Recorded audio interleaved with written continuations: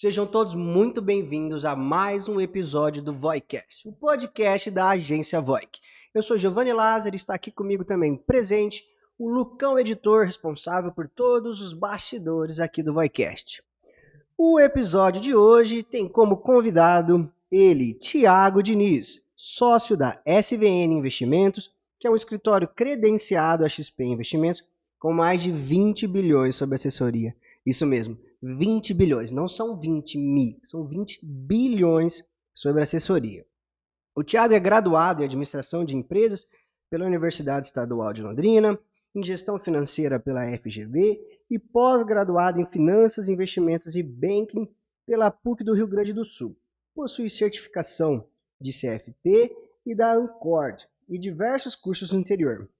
E por fim, Thiago é fundador do Explica Aí, um podcast de agentes autônomos de investimentos, no qual abordam assuntos sobre o cenário de investimentos atual e relevantes da economia. Thiago, seja muito bem-vindo e após esse breve e longo currículo, fala um pouco aí pra gente sobre a sua trajetória, quem é o Thiago e como você fez para chegar até aqui. Bora. É estranho te ouvir falar da gente, né? Até uma vergonha e tudo. Mas Ó, vamos para lá, quebrar o cara. gelo, vamos fazer o Boa. brinde inicial. Sem... Oferecimento do supermercado Cambará. Boa. Pode tomar também ou só brindar? Não, isso aqui não é de figurante. É sem álcool, da gente. Mas vamos lá. Cara, primeiro, obrigado pelo convite, né? Bem legal estar aqui no espaço de vocês. Até comentei aqui fora do ar o episódio, o podcast de vocês. Achei, muito legal, muito profissional, a qualidade, o conteúdo. Muito sucesso para vocês, certeza que vai Obrigado. bombar. Sobre a questão do meu currículo, eu sou assessor de investimentos, como você comentou, né? Eu estou na SVN, estou há 5 anos nesse mercado de investimentos, trabalho com assessoria. E eu comecei a me interessar nessa área de investimentos em 2012. Acho que foi o primeiro contato que eu tive, foi o ano que eu entrei na faculdade. E naquela época eu lembro que a gente teve uma palestra, sabe essas semanas de administração que Sei, tem sei. na UEL? Estava assistindo, foi o primeiro contato que eu tive com investimentos. E na época, um cara que alguns anos depois veio a ser meu sócio no escritório, ele veio falar desse mundo de investimentos, que o dinheiro tinha que render, que dinheiro parado não dava certo. E para mim era tudo muito novo, né? Porque hoje no Brasil a gente não tem educação financeira na escola. Muitas vezes o primeiro contato que as pessoas têm com investimentos é na faculdade. E aí nessa época foi quando eu tive esse primeiro contato. Tinha acabado de entrar na faculdade, como eu falei, estava começando a trabalhar. Nessa época eu estava trabalhando, acho que numa empresa de brindes da minha família. E aí, beleza. Passou 2 anos, a gente estava naquela época de comissão de formatura e eu cuidava da parte financeira. E aí eu percebi que eu estava com dinheiro parado ali. E esse dinheiro parado, sem dar rentabilidade, lembrei da palestra que o Gabriel tinha feito na época. Falei, cara, interessante, vou conversar com o pessoal, vamos fazer esse investimento. E aí, terminando aqui essa história, no final do curso eu descobri que com essa rentabilidade a gente ganhou praticamente um formando. Eu sei que na época acho que eram uns 3 mil reais que cada um pagava, deu isso de rentabilidade, só do dinheiro não ficar parado. Eu acho que foi só da rentabilidade extra que a gente conseguiu com um investimento melhor. E eu sempre gostei muito de contar essa história para as pessoas. E nessa época, eu trabalhei na Decathlon, trabalhei na Ambev, eu trabalhei em algumas coisas fora da área de finanças ao longo da carreira, antes de entrar em investimentos, mas eu sempre contava essa história para as pessoas. E aí, para esse palestrante que foi lá nessa semana, eu levei alguns clientes na época. Eu levei família, pai, tia, vó, a minha própria conta, eu levei umas 10 pessoas. E aí foi bem numa época que, final de 2017, ele me perguntou, falou dos planos de expansão da empresa, se eu não conhecia alguém para indicar para trabalhar nessa área. Eu falei, cara, eu conheço. Tem um cara aqui que eu acho que você vai gostar, eu gosto dele também. Conheço eu. Não tenho experiência na área, mas enfim, a minha área de formação, até como você leu, ela vai muito para a área de finanças, né? Eu me formei em administração, mas na época eu fiz gestão financeira na GV, depois fiz uma pós em finanças, investimentos e banking. E aí foi quando eu comecei a trabalhar de fato na XP, então no começo de 2018. E desde então, estamos aí, né? Ajudando o brasileiro a investir melhor, é nosso propósito. Quando a gente vê como é que hoje é a situação de investimentos do brasileiro como um todo, a gente vê que, pô, eu estou com 28 anos, acho que eu tenho trabalho para o resto da minha vida. Porque Que bom, né? é uma missão boa e... Mas assim, qual é o papel? O que faz um assessor de investimentos? Boa pergunta. Basicamente assim, o assessor de investimentos, ele é o... Pode pegar na amendoim aí, hein? Não, Já vou pegar. É que senão você vai falando, aí daí fica sujo. O assessor de investimentos, ele é o cara que ele vai traduzir, desmistificar esse mercado financeiro para o investidor. Então, eu falo que é o cara que vai unir duas pontas. Primeiro, eu vou entender quem é o meu cliente. Qual que é o perfil dele, quais são os objetivos financeiros dele. É tipo assim, a motivação para investir. Por que eu quero investir? Não é investir para render mais. É investir para alcançar um sonho, é investir para algum plano específico. A partir desse momento que eu entendi os sonhos, a estrutura financeira do meu cliente, sei lá, o cara quer aposentar em 10 anos, ele quer comprar um imóvel em 5, ele tem algum objetivo. Do outro lado, eu entendo o que a XP tem para oferecer. Eu entendo a plataforma de produtos. Hoje, por exemplo, são, sei lá, só de renda fixa, mais de 800 opções. É um leque muito grande. Se um leigo entrar na plataforma, ele vai ter dificuldade. Então, eu, como especialista de investimentos, eu vou unir essas duas pontas. Aí eu entendo o que o cara quer, entendo o que tem no mercado, uno as duas pontas e a partir daí eu vou começar a acompanhar essa trajetória do meu cliente. Então é muito comum que a gente atenda o mesmo cliente por anos, sabe? Eu tenho cliente que eu comecei a atender 5 anos atrás quando eu entrei no mercado, estou até hoje, e minha expectativa é começar a atender esse cara aí Até se aposentar. por aí, e em É. algumas situações passar de geração, né? Às vezes ele tem um filho, esse filho começa, sei lá, e vamos, Legal, vamos bem embora. interessante. E como eu também li, você tem um podcast que é o Explica AI, que é a Sim, abreviação de Agente Autônomo de Investimento. É isso, né? exatamente. Então, me explica a ideia. Da onde surgiu a ideia de começar com esse podcast? Qual que é o objetivo? Boa. O podcast, nosso slogan é Simplificando o Mundo dos Investimentos. Então hoje a gente vê muito conteúdo por aí, na internet como um todo. E nós vamos falar sobre isso já já, hein? Vamos. Cara, é muito fácil hoje em dia você estar na internet. Você tem uma câmera, uma conta no YouTube, você entra ali, faz seu canal e fala o que você quiser, né? E a gente percebeu que assim, algumas pessoas têm um conteúdo muito rico, só que eles não têm uma facilidade de comunicação. É natural, né? A pessoa, conforme ela vai falando de assuntos que às vezes são um pouco mais técnicos, mais complicados, ele vai tendo uma linguagem mais complicada, que acaba sendo o dia a dia dele, mas ele não percebe o quanto ele está se É, os jargões distanciando. de cada profissão. É, exato. Vai conversar com o médico, você vai ver que ele vai falar coisas que você não entende. O advogado, mesma coisa. Nossa área de finanças vai na mesma linha. E aí você Na começa. nossa área de marketing tem que ser todos termos em inglês, né? Então, O brasileiro gosta também de Nossa, é. um branding, O um branding, storytelling, guideline, é. por aí vai. Mas assim, investimento você tem, por exemplo, aquela sopa de letrinhas, né? CDB, LCI, LCA, CRI, CRA, LF, já começou a ficar complexo. Então, o que é a nossa ideia? É trazer toda essa atualidade de investimentos, temas genéricos. Então, a gente já tem episódio que a gente falou sobre como investir em renda fixa, como viver de renda passiva, que é um assunto que as pessoas gostam, como investir no exterior. Até muita gente, quando começou o ano, estava com muito receio de risco Brasil, etc. Vou investir no exterior, a gente falou muito disso e traz alguns especialistas para falar. Esse de como investir no exterior, a gente trouxe o especialista do próprio escritório que só cuida dessa parte de investimentos. Então a ideia é essa, é trazer um conteúdo simples, que a gente consiga simplificar esse mundo de investimento para as pessoas, mantendo eles sempre atualizados, com conteúdo de qualidade, né, que vem de profissionais da área, que é o nosso dia a dia. Né, a gente conversa com clientes sobre isso o dia inteiro. Entendi, legal. E assim, eu percebo que o brasileiro ele tem uma fama geral de ser desorganizado financeiramente.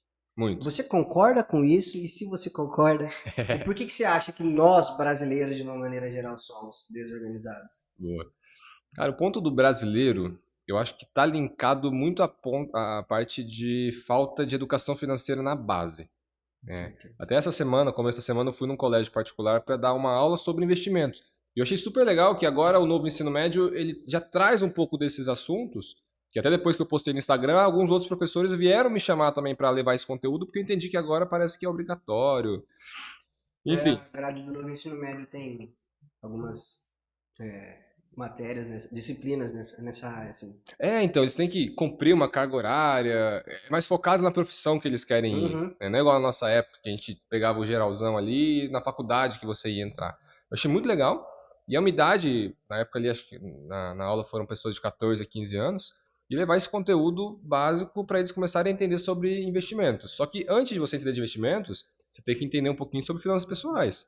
Então, por Com exemplo, o certeza. que é receita, o que é despesa, né? Eu vejo muitos adultos que não sabem quanto ganha. Tipo, quem tem renda variável, vai Uhum. recebendo mês a mês, Ele vai E olha aí a vendo. situação do cara que recebe picado durante o mês, né? Recebe um pouco no começo, um pouco no meio, o cara nem sabe quando tá entrando, quando tá saindo, né? Exato. E aí ele E, só vai ver a hora que estourou o cartão, estourou as contas dele.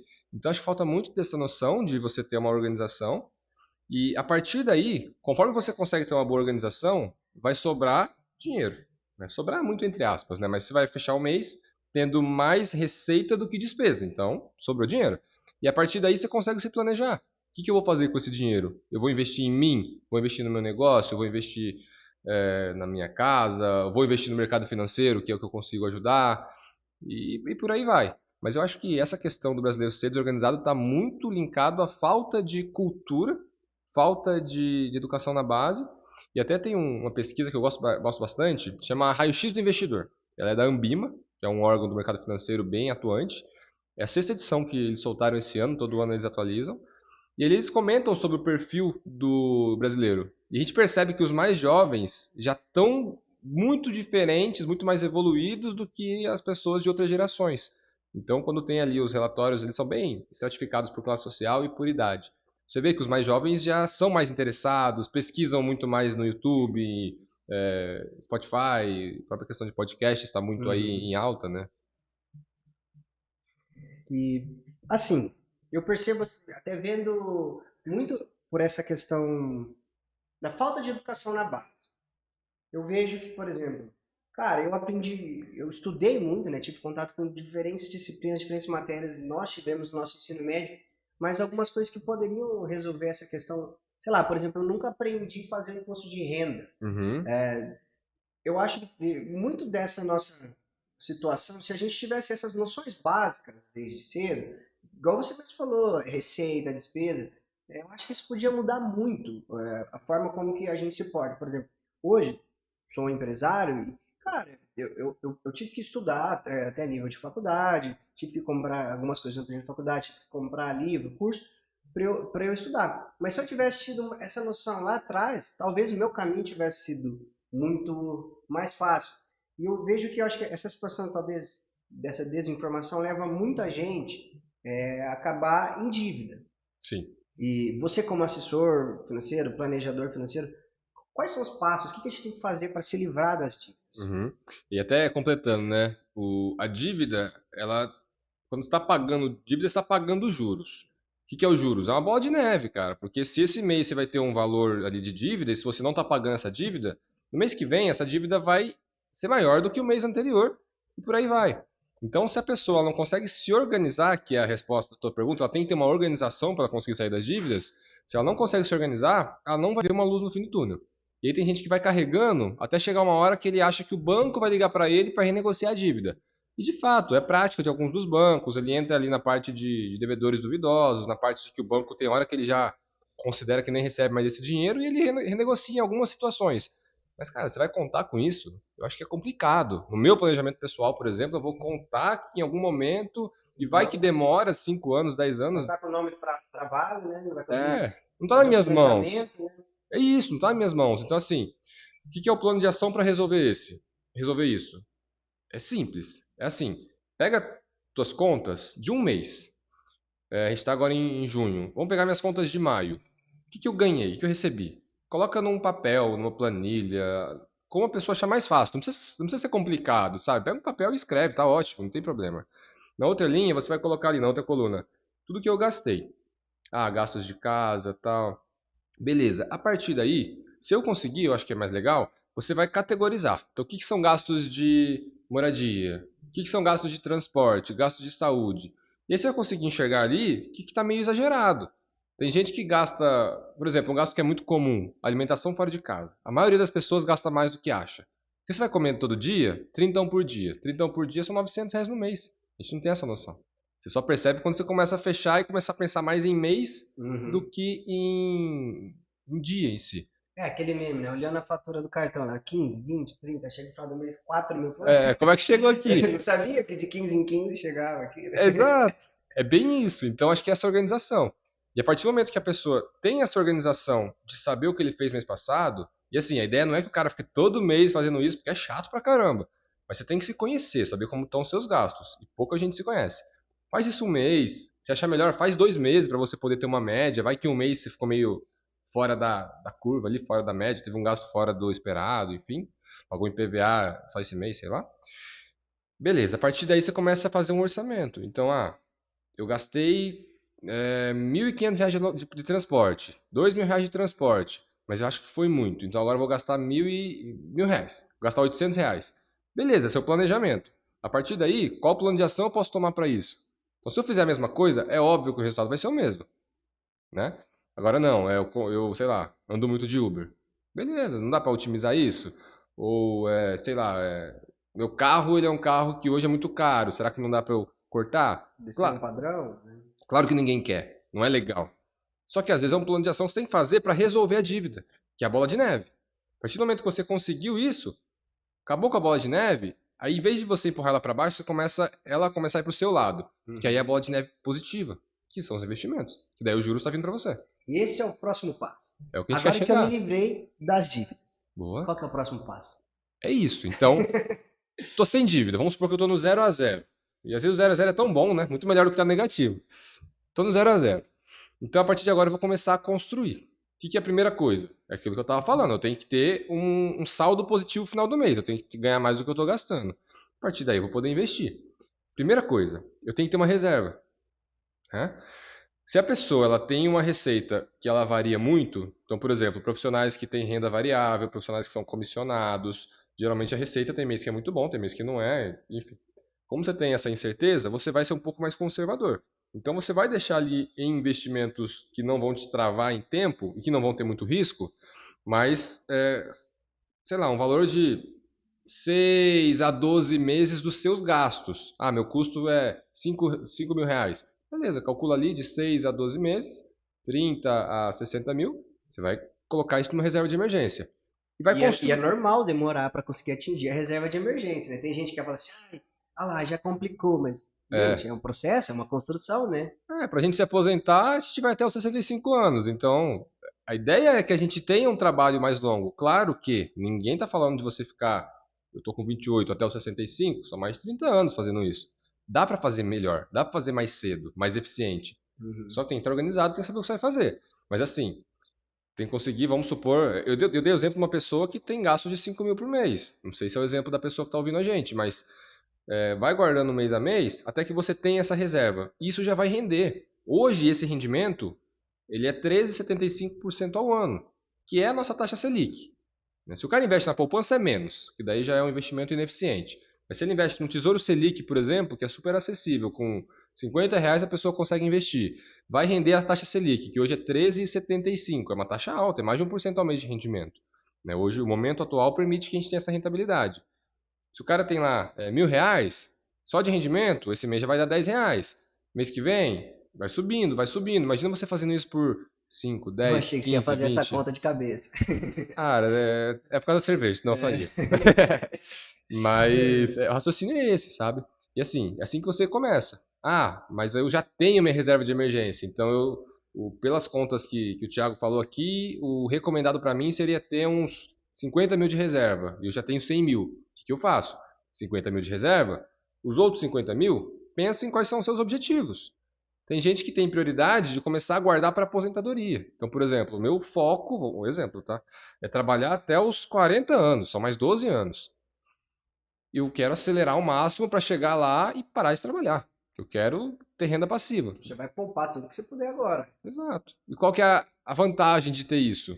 Se eu vou investir para um prazo longo como esse, de 12 anos, que é meu objetivo, eu vou ter muito mais rentabilidade do que um dinheiro que eu coloco para um prazo curto, porque essa é uma regra de investimentos. Quanto mais longo é o prazo, mais vai render, sem ser mais arriscado. Essa é uma regra que é muito válida. E por isso que é importante a pessoa entender o planejamento dela. Isso é muito difícil. Geralmente eu pergunto para meus clientes, qual que é o objetivo para esse dinheiro? Pouca gente tem isso mapeado, sabe? Mas aí eu tenho que entender quais são minhas necessidades, quais são meus desejos. O que eu quero comprar? Ah, quero trocar de carro. Tá bom, não tá errado. A gente parece que acha que é feio, né? Gastar. É errado querer ter carro bom, é errado querer ter É, casa boa. Não. tá tudo certo, mas aí vamos fazer com equilíbrio, né? Não vou sair, às vezes, sei lá. Tem gente que olha muito mais a parcela do que o preço, né? Se a parcela cabe no bolso, eu vou comprar. Beleza, aí você não vê que é por 60 meses, né? Então, Exatamente. Mas Você citou agora o Tesouro Direto, no começo você falou daquela sopa de letrinhas, LCI, Uhum. LCA, CDB, CDI. Quais são os investimentos assim que você enxerga mais acessíveis para as pessoas, tanto a nível de entendimento do que está sendo feito, a nível de crédito, barreira de entrada?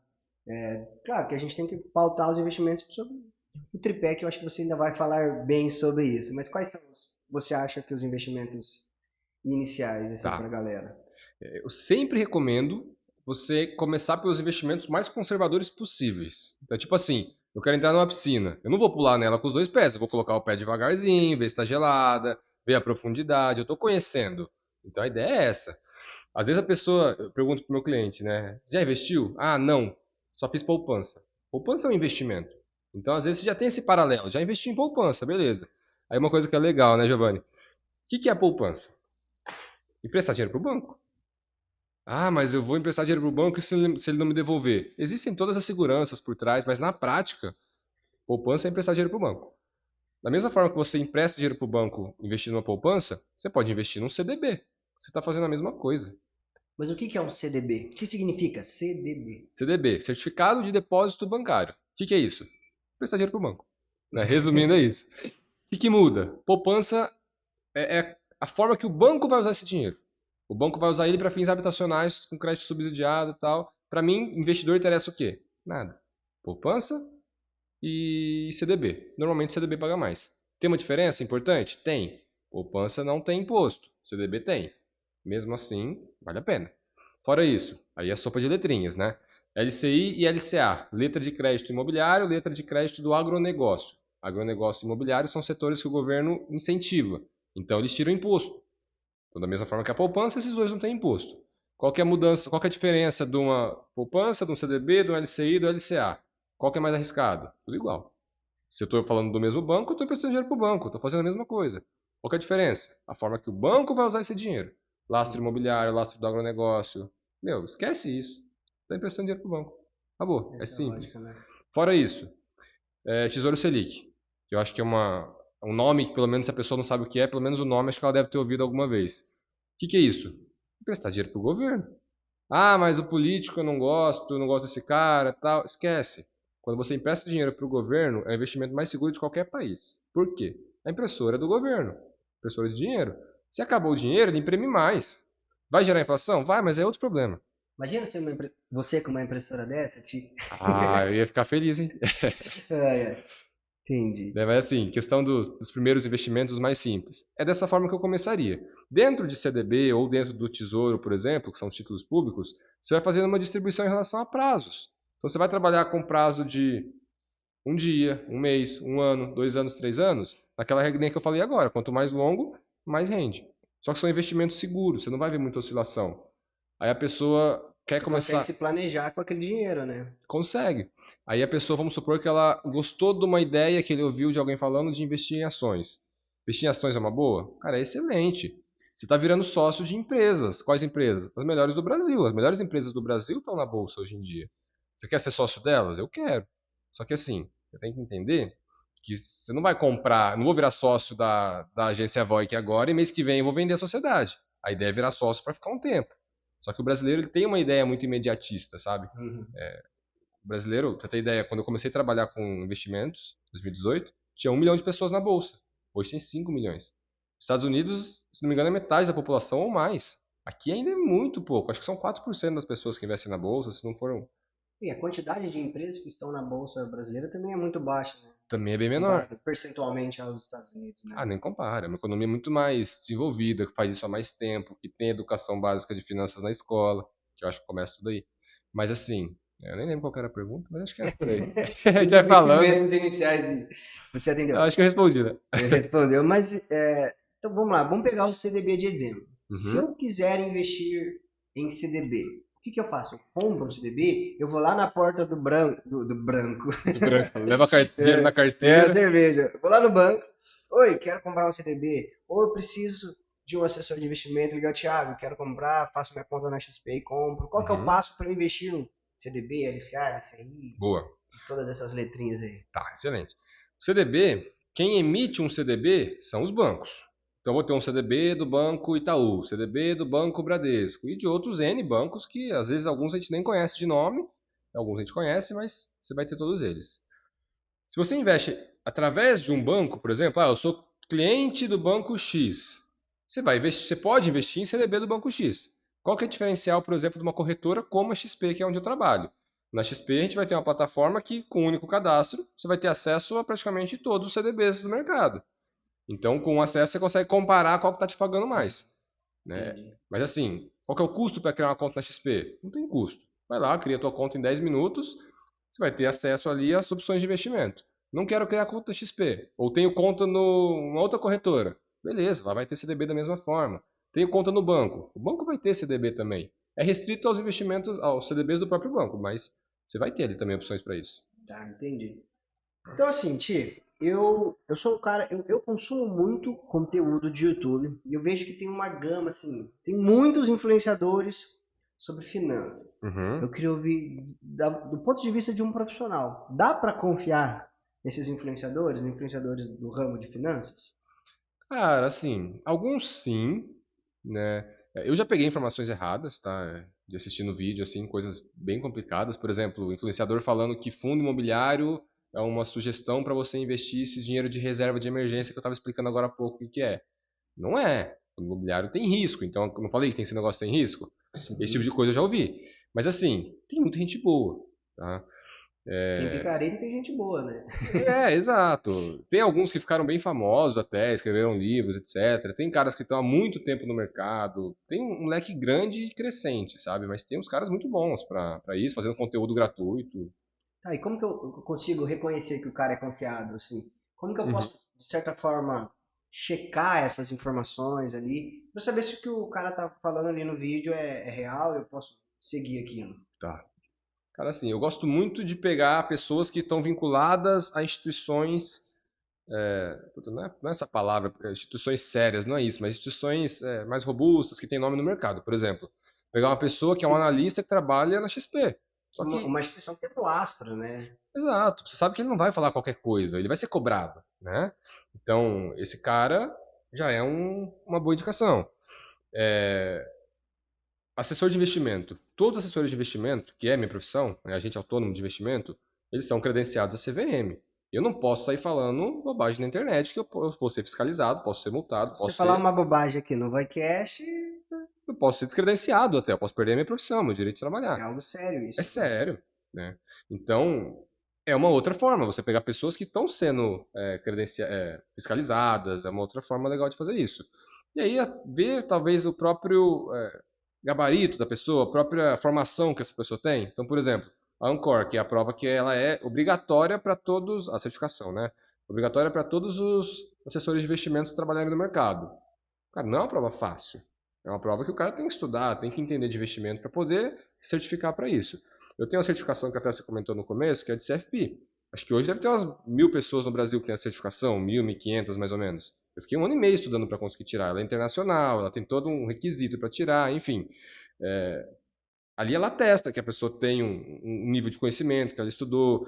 Daí existe também outra sopa de letrinhas, sabe? Tipo CFA, CNPI, mas assim, E, assim, são formas legais. essas credenciais, eu até anotei aqui, né? Ancor, CFP. Eu Uhum. consigo descobrir isso, se o cara tem aquela certificação ali? Como que eu posso descobrir? Sei lá, tô vendo um vídeo do YouTuber lá e eu gostei bastante do que ele tá falando, mas eu também na dúvida. Eu consigo, posso jogar no Google lá e descobrir? Como faz para descobrir isso? Consegue. Quem tem geralmente divulga, né? Porque aí, sei lá, o cara tem um LinkedIn, geralmente ele coloca no próprio nome dele, até a forma formal de colocar, por exemplo, o CFP aí, é na frente do nome da pessoa, então é mais fácil de encontrar. Só que assim, dentro dessas instituições, você consegue, de fato, chegar lá e averiguar. Então, por exemplo, o CFP é organizado no Brasil pela Planejar. Se eu entrar no site da Planejar, vai ter a relação dos profissionais CFP do Brasil.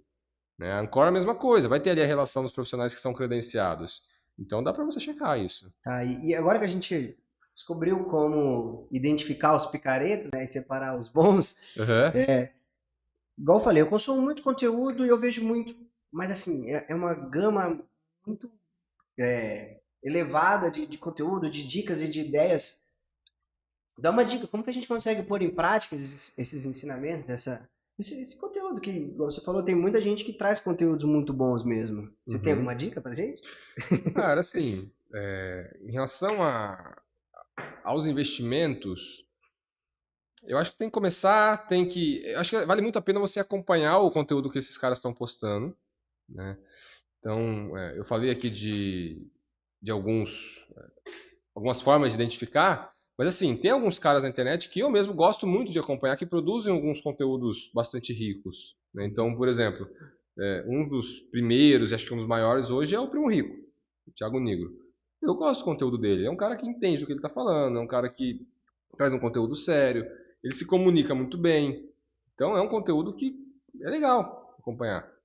100% dele, o que ele fizer eu vou dar Ctrl+C, Ctrl+V. Cara, conforme você vai pegando um pouco mais Você tem que de... adaptar pra sua realidade aquilo lá, né? Perfeito. Pegar o que tá. Ah, eu vi na internet, agora virou lei. Não, não é assim, né? Exatamente. Ele é um cara que vai fazendo a carteira de ações dele pública e aporta por mês, sei lá, R$ 100.000, porque é o que ele consegue, é a realidade dele, né? Enfim, então realmente tem que adaptar. Tem muita gente que gosta de pesquisar sobre fundo imobiliário, que é uma área que deu uma boa de uma...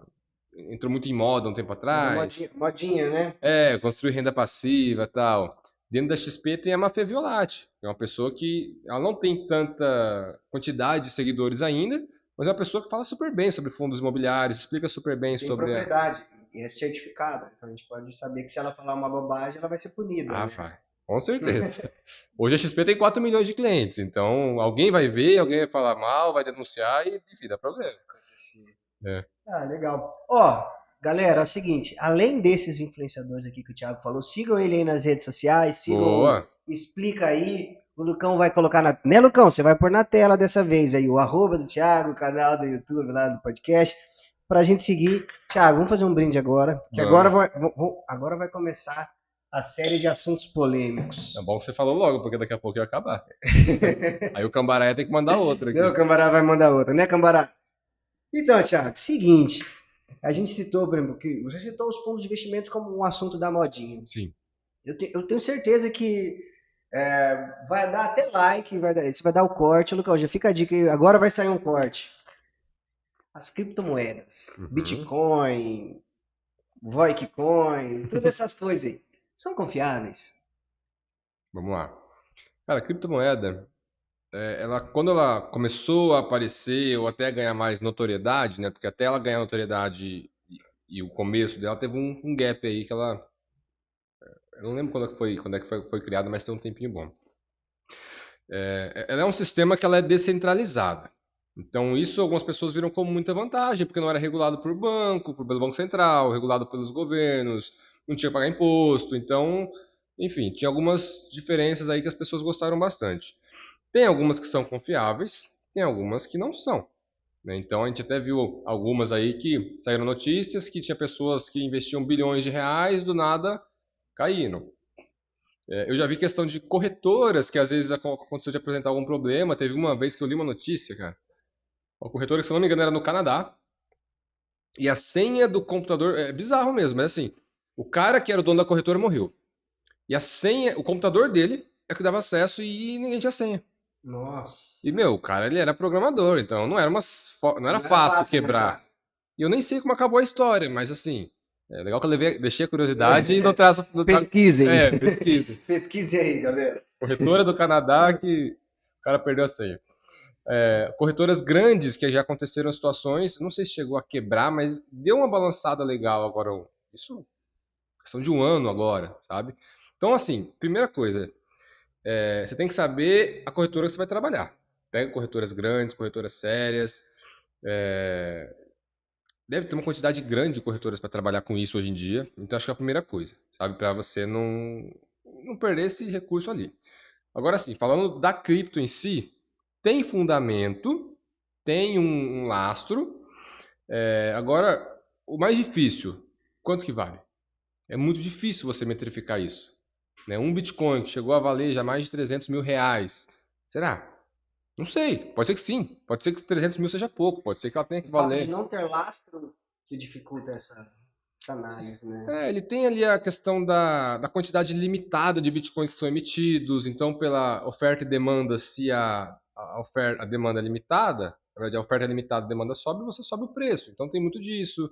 É uma forma, hoje ela é a principal criptomoeda hoje, várias outras são lastreadas em cima da movimentação dela, enfim. Tem tudo isso. Agora sim, o que eu tomo muito cuidado e algumas curiosidades.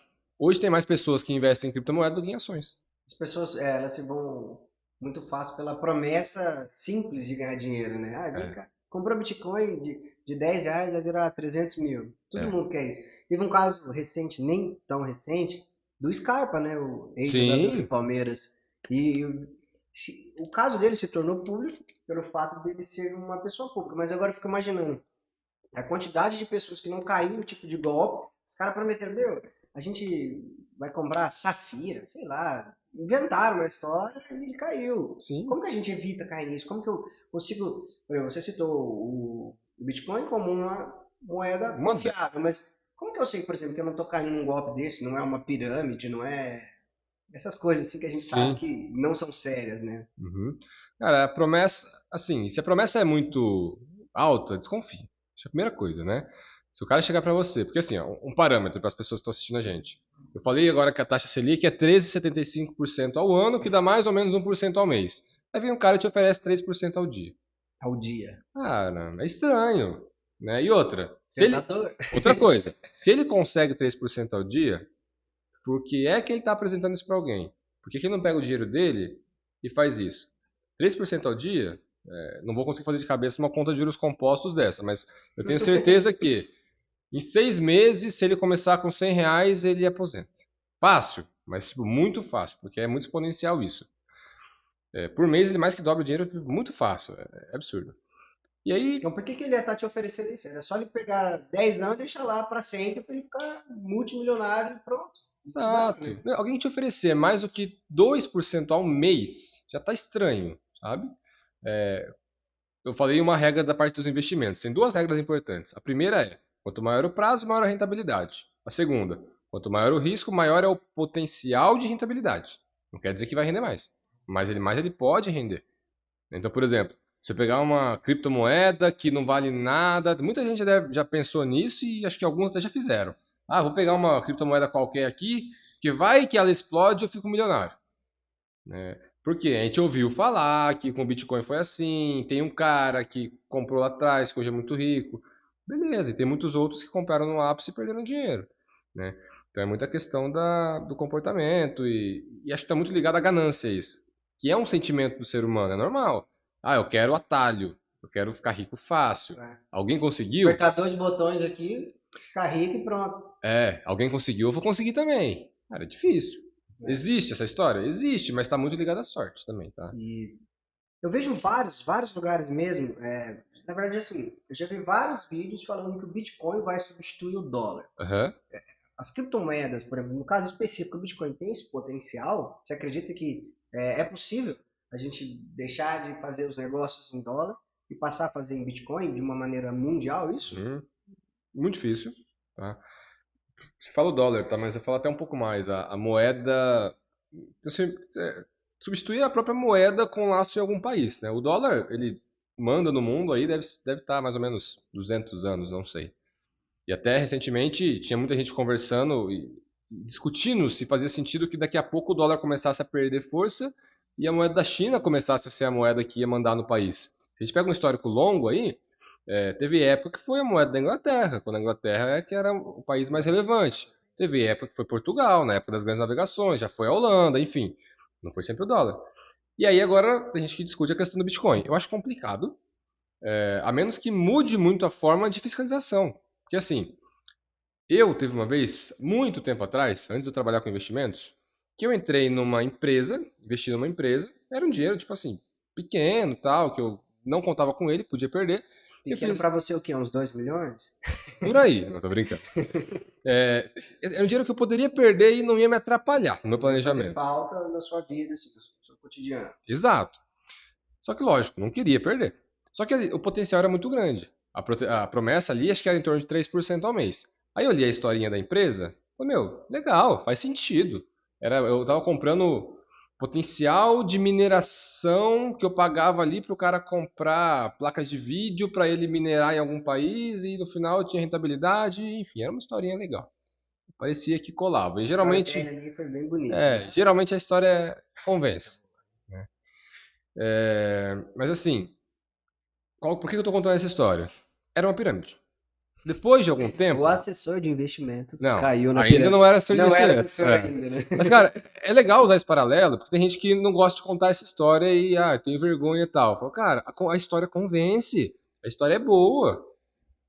Tem algumas que eu conheço aqui de Londrina que eu desconfio que seja, porque a história é boa. Você vai ler ali, tipo, é um negócio complexo, é inovador, é Aí eles usam promissor. termos, né? Igual eu falei do Scarpa lá. Ah, é porque a nossa empresa é lastreada em safira. Aí você olha aquele É, termo bonito e fala, cara, aí eu descobri, essa aqui é a é, forma da riqueza. faz sentido, É. entendeu? E esse que é o negócio, e pega. Só que assim, qual que é o ponto principal? Quando eu fiz esse investimento, que depois descobri que era uma pirâmide, o cara fugiu, até hoje tem petição, tem advogados em cima disso, porque teve gente que perdeu dinheiro grande, sabe? Caras que, sei lá, vendeu a casa porque ele achava que em 2 anos ele ia multiplicar muito esse dinheiro e comprava de volta a casa. E o cara tem problemas de organização financeira até hoje, porque é difícil, né? Imagina, o cara ficou a vida inteira para comprar casa. E a E hora que. caiu na pirâmide, coitado, né? Não, Talvez se tivesse mais educação financeira, o cara, cara, se tivesse assistido esse podcast antes. e meu, tem muita história desse tipo, gente. Muita história. De cara que vendeu carro, vendeu casa, vendeu bens para comprar um investimento que prometia alguma coisa e acabou que foi enganado. Mas assim, a hora que eu descobri que era pirâmide, eu não tinha para quem reclamar. Esse é o ponto, sabe? Então, a questão do Bitcoin, olha onde começou a história e até onde foi. Mas a questão do Bitcoin substituir o dólar, legal. E a hora que dá um problema? Porque hoje, o controle de inflação, o controle de moeda é feito pelo Banco Central americano, pelo Copom, pelo Fed. Beleza. Olha quantas crises já aconteceram no ano. A gente acabou de passar por uma pandemia. E tá lá. A moeda tá lá, tá firme. Porque existe controle em cima disso. Tem altos e baixos, mas a economia continua funcionando, continua rodando, né? Exato. Tipo, quando acontece um aumento de preço generalizado, que é a tal da inflação, que é o que está acontecendo alguns anos atrás, o governo tem que agir. E aí ele tem que equilibrar de novo as forças da economia e beleza, a economia continua. Aconteceu isso, aconteceu a crise de 2008, quando quebrou o banco. No Brasil também já aconteceu muito mais coisas ainda e continua. Qual que é o problema? Quem é que vai regular o Bitcoin? Quem é que vai regular que ele consiga se corrigir, ele consiga corrigir as falhas da economia ao longo do tempo? Então, assim, pode ser que ele substitua? Eu acho difícil. Só que se substituir, não é nesse modelo que está hoje. E eu acredito que vai ser de uma forma que ele vai ter que mudar muito, vai ter que ser regulado. E a regulação, tem gente que fala, eu quero liberdade, eu não quero ser regulado. Legal. No meio da pandemia, todo mundo queria ser regulado, todo mundo queria que tivesse um SUS para salvar. Então a gente não quer até o momento que é bom pra gente. Mas tem algumas coisas que tem que ter, não adianta. Compreendo, E a legal. economia é uma delas. Porque Não sofre dá pra gente acreditar.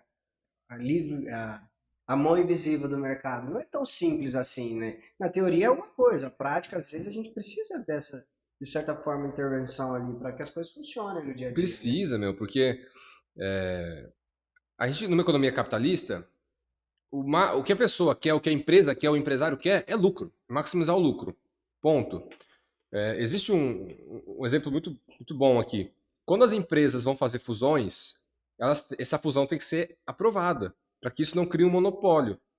Se ela cria um monopólio, que é tipo assim, vamos supor que no Brasil vai fundir a Azul, a Gol e a Latam, que nem é brasileira, mas vamos supor que as três vão se fundir.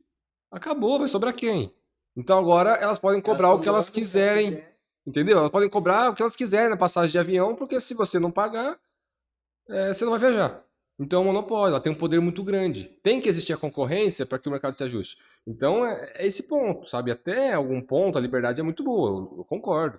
Só que 100% eu também acho que é complicado. Aí, quando você come um amendoim, que faça um merchan. Pessoal, vocês perceberam que o Thiago falou sobre fusões. Nós temos um episódio aqui no Voicast com a Ludmila Mangili sobre fusões e aquisições. Ela que é a maior assessora financeira do Brasil e ela é especialista em fusões e aquisições de empresas. Então, se você gostou mais do assunto, na hora que acabar esse episódio, vai lá e assiste o outro, beleza? Mas, Thiago, eu já fiz o meu dever de casa e preparei a minha reserva de emergência. E de Ó, vez em quando eu me arrisco a comprar algumas ações, compro algumas aqui, já acertei em umas, errei em outras, acredito que isso faz parte do mercado do negócio. Mas recentemente a gente passou por uma crise. A gente não, né? Houve uma crise nas lojas americanas. Sim. E aparentemente era uma empresa séria. Pelo menos eu julgava, da minha ignorância aqui, julgava ser uma empresa muito séria. Mas eu e as pessoas que estão assistindo, a gente como investidor, como que a gente consegue se livrar dessa? Uhum. É possível? E o caso de Americanas é muito emblemático, né? Porque é uma empresa que deve estar na maioria das cidades das pessoas que estão ouvindo a gente. É uma empresa que está há mais de 100 anos no mercado. E o mercado, como um todo, a maioria tinha muita segurança em Americanas, né? Só qual que é o ponto? Como é que eu me protejo de uma coisa delas? Porque assim, primeira coisa é analisar os números, a história, ver se faz sentido. Isso tem analistas que vão fazer. Mas o que aconteceu com as lojas americanas? Bom caminho, né? Vamos primeiro explicar para o nosso ouvinte para ele se situar aqui, né? A Americanas teve uma fraude no balanço dela. Então, existia ali sem entrar muito na parte técnica, né? Mas um número que ele estava divulgado de uma forma errada, que da forma correta ele representaria um prejuízo e basicamente representa que o modelo de atuação da Americanas não dá lucro. E tinha muito prejuízo acumulado, se eu não me engano, 20 bilhões de reais que 20, 40, não lembro exatamente, teve algumas atualizações ao longo da historinha que eles É foram bastante contando. dinheiro. Bastante dinheiro. Mais dinheiro do que eles conseguiriam recuperar num prazo ok. E tinha alguns analistas que já achavam estranho o modelo de atuação da Americanas. Assim, o cara que entende, muito técnico, ele vai olhar ali e vai chegar um pouco mais. Vai duvidar da Tinha gente história. desconfiada já? Tinha. Tem gestores que não investem em varejo, tem gestores que não investiam em Americanas porque eles achavam estranho, pelo menos. Só que assim, você parte de um documento contábil para você fazer sua análise. Só que ali era fraude, né? Então assim, é muito mais complicado. Tem situações que a Foi um gente crime, né? Não foi foi um um crime, erro de análise. Cometeram um exato. crime, né? Não sei até onde a gente pode falar pela questão de não foi julgado, tal, mas enfim, é muito complicado essa história. Agora sim, vão existir situações que a gente não consegue estar 100% protegido, né? A gente parte do ponto do que a gente conhece. Agora vamos supor que a gente descobre que um dos pontos básicos ali está tudo errado. Então, por exemplo, a gente investe na Petrobras e descobre que tudo que ela fala que ela tem de reserva de petróleo é mentira. Complicado. Só que respondendo a pergunta, como é que eu faço para não me expor tanto? Diversificando. Não colocar todos os ovos na mesma cesta. A forma de falar muda, mas nossa avó já sabia isso, nossa mãe sabia isso e a gente tem que seguir essa regra. Cara, que legal. É, faz sentido, né? E qual que é uma boa estratégia para diversificar? Você acha, compra uma renda passiva, uma renda Renda fixa, fixa. compra um pouquinho de ação, Uhum. dividindo. Você acha que é mais interessante dividir entre as formas de investimento ou os ativos, provavelmente comprar empresas de diferentes Uhum. setores? O máximo que der, tá? E qual que é a ideia? Não é que, vamos supor que eu tenho americanos na minha carteira. Tudo bem, eu perdi dinheiro quando quebrou, se eu tenho ela na minha carteira? Perdi. Só que não vai atrapalhar a minha vida, não vai faltar dinheiro para eu morar, não vai faltar dinheiro para eu comer, tudo isso.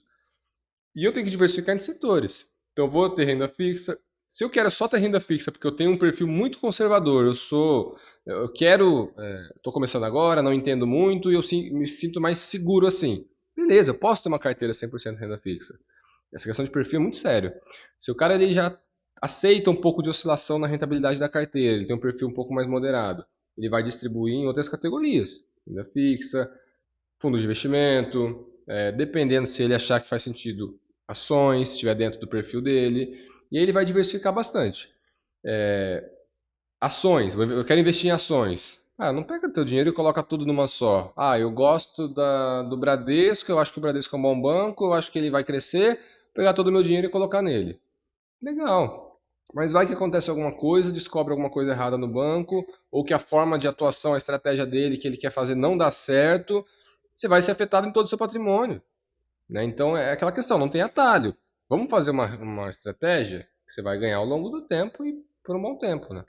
E essa questão que você falou do perfil do investidor, eu realmente vejo que é muito importante, que eu passei isso na prática, né? Igual eu falei, já tenho meus investimentos aqui, visto um Uhum, pouquinho em ação ali, mas quando eu era solteiro, né, agora vou casar, tô noiva, o perfil mudou. Antigamente eu podia comprar tudo em ações, eu entrava um dia tava caindo, não tinha problema, no outro dia tava subindo, não tava nem aí. Aí hoje tô cheio de conta para pagar, eu falo, meu Deus, se esse exato. dinheiro aqui cair, cara, o que eu vou fazer? É Aí bem o isso. perfil vai mudando, né? As situações. da vida vão mudando. Mas o que você acha que é o futuro da Americanas? Você acha que a Americanas vai quebrar? Você acha que ela vai sair dessa? Cara, quem souber essa resposta vai ganhar um dinheiro, tá? Então vai, passa a resposta para mim que eu vou anotar aqui. Anota aí. Cara, é muito complicado, tá? Porque agora ela passa por um julgamento, até tem uma assembleia que estava marcada agora, ela foi adiada. Não cheguei a ver o motivo, tá? Mas eu sei que ela foi adiada. Então vai passar por isso, né? Tem muitos credores de Americanas, bancos que investiam bilhões de reais, fundos, pessoas físicas, que algumas têm muito dinheiro. Então, assim, todas as pessoas agora estão muito interessadas nisso. Estão pressionando ali os sócios majoritários, né, para eles Teve um aportarem mais aporte dinheiro. na Americanas agora, recentemente. Eu não sei se chegou a ser feito, mas teve algumas propostas que foram recusadas e ele foi aumentando a aposta. Eu não cheguei a ver como é que concluiu isso, mas, assim, é muito complicado, tá? Que eles consigam sair dessa, porque o rombo é muito grande, né? Só que agora, se eles não conseguirem sair, tem que sair da forma mais tranquila possível. É uma empresa centenária, eles já fecharam lojas, estão reduzindo o custo, vão tentar otimizar a empresa, enfim. Mas é muito complicado. Tá. Quem souber essa resposta vai ganhar dinheiro. Depois que desligar as A câmeras, você me gente te passa a conta. resposta, tá Eu te bom? conto. Agora eu queria falar de uma empresa que eu particularmente, eu sou muito fã dessa empresa. Do ponto de vista assim, do meu trabalho, eu posso dizer que a empresa é muito foda, que é o Nubank. O que eles sabem fazer, pelo menos o que eu consigo analisar, é que eles fazem um marketing excelente. É um marketing como ninguém. Inclusive, é um case para as pessoas se inspirarem, estudarem. Eles têm excelentes ações de marketing, eles têm um marketing humanizado, eles têm um marketing moderno. E eles diversificam também as ações, eles não, embora seja um banco digital, eles não estão concentrados somente no digital. Recentemente, o Nubank está fazendo inserções no Jornal Nacional. Enfim, eu sou muito fã da, da empresa e eu vejo que é uma das marcas potenciais de continuar crescendo, principalmente da valorização, né? Hoje, Uhum. a marca Nubank está valendo mais que a Petrobras. Uma empresa gigantesca igual a Petrobras, o Nubank vale mais hoje. Mas, para você, além dessas estratégias de marketing que são excelentes, o que você acha que é o sucesso do Nubank? O que o Nubank fez para chegar aonde chegou, está se expandindo para outros países, para outros lugares? Mas o que você acha que é o cerne ali do Uhum. sucesso? Cara, assim, o Nubank, eu concordo 100% com você, tá? A questão do marketing dele é muito diferenciado. E aí, até uma coisa que eu acho muito legal de pontuar, né? O Nubank, ele é um case que ele tem um sucesso absurdo na questão de quantidade de clientes. Que eu não tenho de É uma cap... empresa viral, será que não sei se a gente pode dizer assim, mas é uma Virou empresa viral. unicórnio, né? Esse termo de unicórnio, empresas que valem mais de US$ 1 bilhão. É um dos unicórnios brasileiros, não sei se foi o primeiro, mas é um dos talvez mais importantes.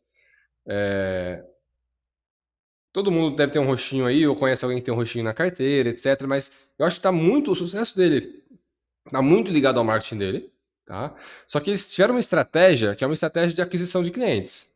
Então o Nubank ele demorou muito para dar lucro, muito, muito, muito. E eles foram trazendo alguns acessos que as pessoas não tinham. Então, às vezes, uma conta que você não pagava TED. Hoje ninguém paga porque tem Pix, mas a gente não lembra que 10 anos atrás tinha que pagar TED para transferir Nubank dinheiro. não tinha custo, né? Tudo bem que não tinha custo.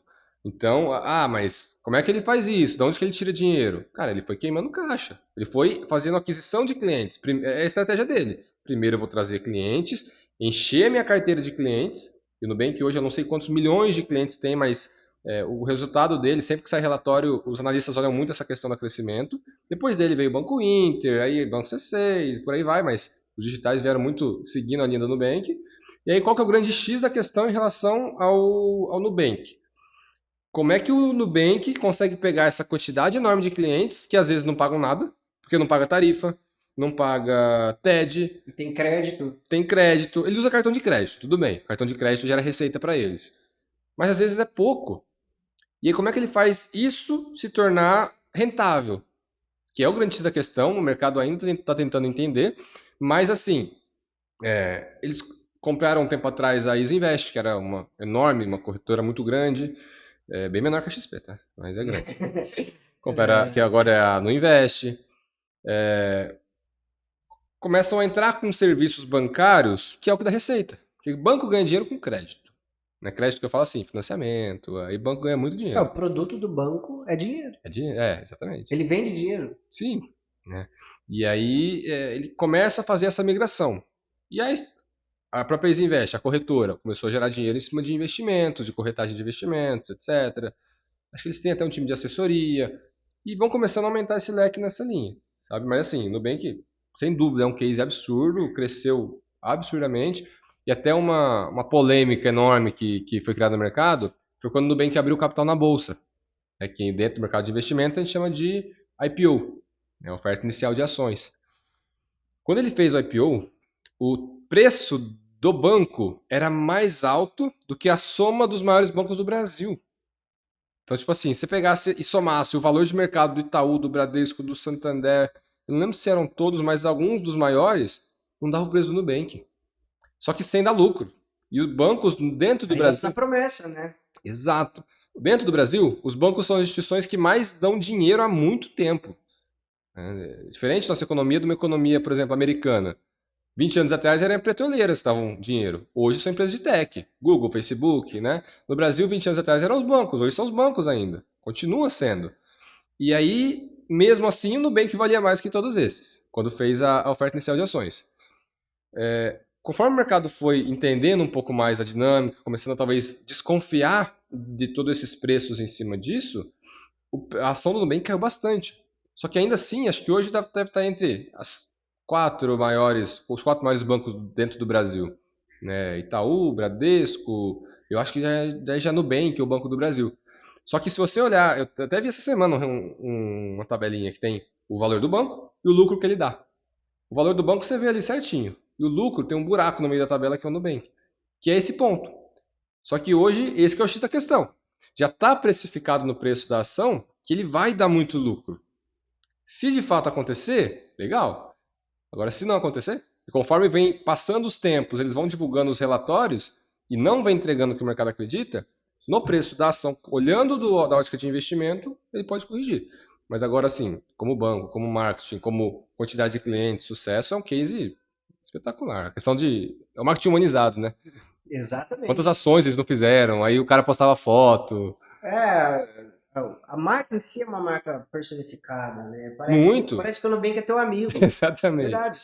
Quando você tá, principalmente o jovem, o cara acabou de entrar na faculdade, sai do ensino médio, como que ele vai conseguir crédito? Agora tá um pouquinho mais difícil, mas antigamente o cara baixava no Nubank, colocava uma foto ali, o documento, o cara saía com cartão de crédito lá, com 500, 600 reais, que, pô, moleque de 17 anos é muito. Como que ele Sim. vai comprovar? Mas ele tem crédito, então Aí ele ganhava um porta-cartão, ganhava, super, colava no super celular, discreto, roxo.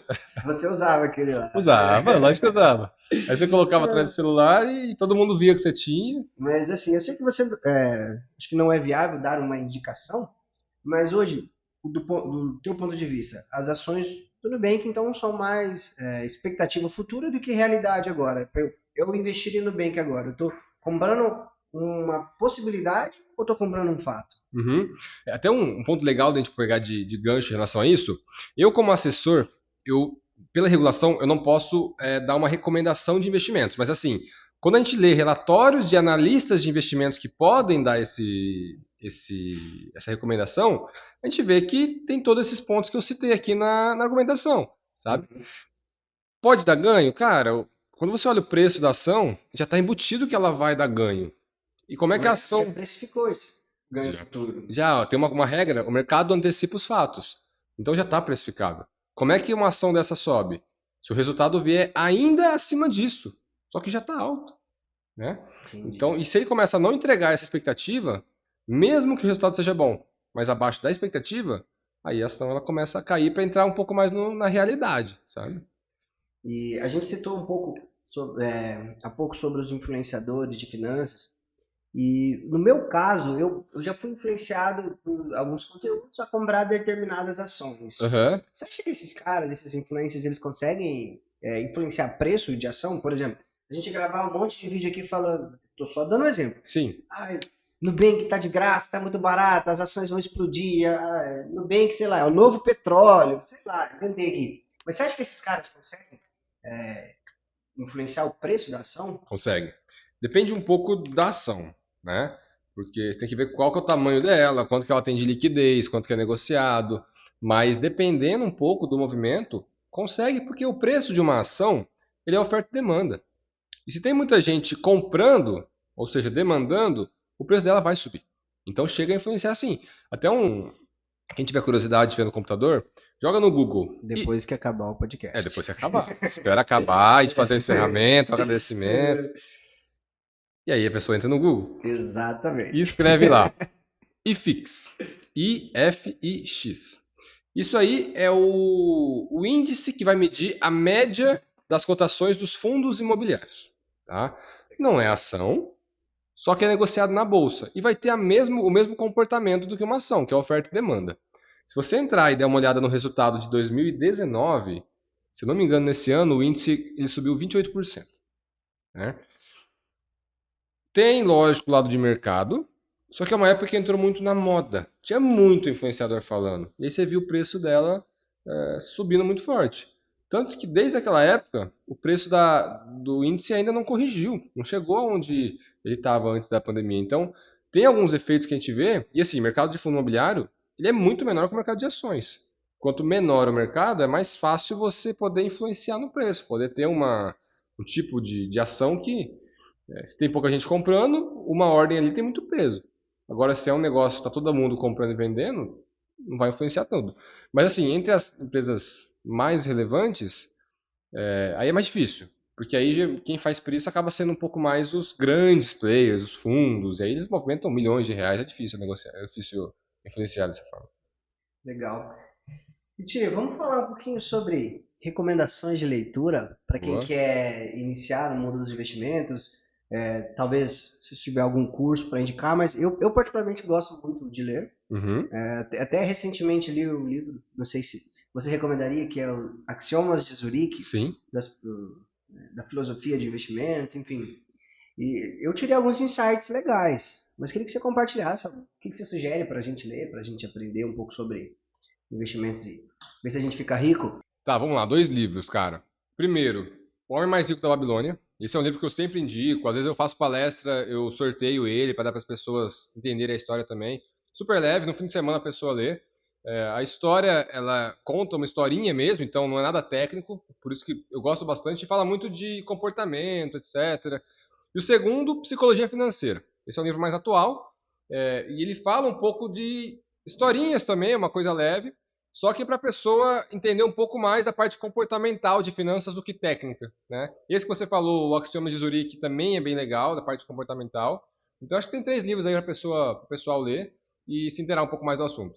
E esse foi mais um episódio aqui do Voicast. Foi um papo muito legal com o Thiago. Agradecer a presença do Thiago. Espero que vocês tenham gostado. Compartilhe aí com o pessoal. Se está ouvindo no Spotify, favorita a gente. No YouTube, deixa o like. E é isso aí, galera. Valeu!